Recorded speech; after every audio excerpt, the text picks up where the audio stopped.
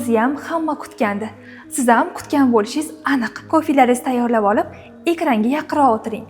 O'sha mashhur film haqida bugun gaplashamiz. Menda hammasi tayyor.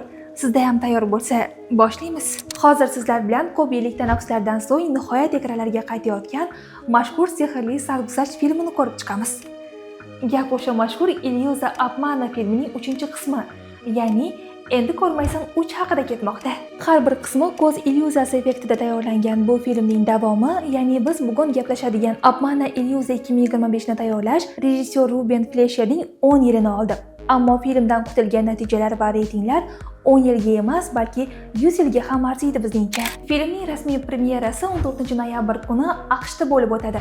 Ammo siz bu filmni birinchilardan bo'lib Salom TV platformasida 12-noyabr sanasida ko'rishingiz mumkin. Birinchi va ikkinchi qismlardan farqli o'laroq bu safar rejissyorlik kursisida tajribali kinochi Ruben Fleischer.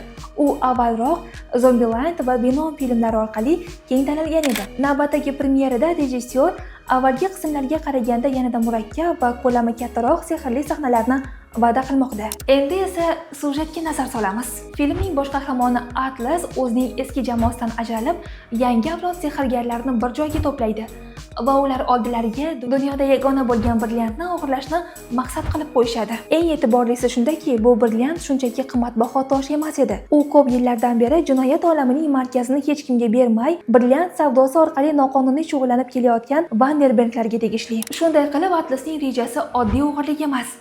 U butun jinoyat olamining markaziga zarba berish edi. Eng qiziq tomoni, Atlasning eski jamoasi ham aynan mana shu olmosni qo'lga kiritish rejasini tuzgan bo'ladi. Natijada ikki avlod sehrgarlarining kuchli to'qnashuvi boshlanadi. Filmni suratga olish ishlari Bangladesh, Belga va Abu Dabi shaharlarida bo'lib o'tadi. Ssenariy ustida esa bir nechta tajribali yozuvchilar ishlaydi. Filmda asosiy mavzu korrupsiya va adolat. Sehrgarlar jinoyat olamidagi eng kuchli klanlardan biriga qarshi kurash olib borishadi. Ammo bu oddiy kurash emas. Ular Fox va Ilyuza orqali raqiblarni chalg'itib, ularni mag'lub etishga harakat qiladi. Treylerda FBR boshlig'i Dale Rhodes aytgan gaplar bu filmda kutilmagan burilishlarga boy ekanligini yaqqol ko'rsatadi. Ilyuza Obmana nafaqat fokus va sehrlar haqida, balki odamlarni aldaydigan kuch va boylik ortida yashirin jinoyat olami haqida hamdir. Filmning oldingi qismlarini ko'rgan muxlislar uchun Ilyuza Obmana 3 chinakam sovg'a bo'lishi aniq. Mabodo siz Ilyuza Obmana 1 va 2 ni hali tomosha qilishga ulgurmagan bo'lsangiz, Salom TV platformasi orqali bemalol tomosha qilishingiz mumkin. Siz ko'z bilan ko'rgan narsalar bu filmda aslida Ilyuza bo'lishi mumkin. Endi ko'rmaysan 3 filmini tomosha qilgandan so'ng siz ham barcha narsaga shubha bilan qarashni boshlashingiz mumkin. Filmni ko'rib siz ko'z ilyuziyasiga aldanasizmi yo'qmi, buni sinab ko'rishingiz mumkin. Uning uchun Salom TV platformasiga obuna bo'ling va 12-noyabr kuni film premyerasini tomosha qiling. Sizni kutamiz. Balki birga tomosha qilarmiz.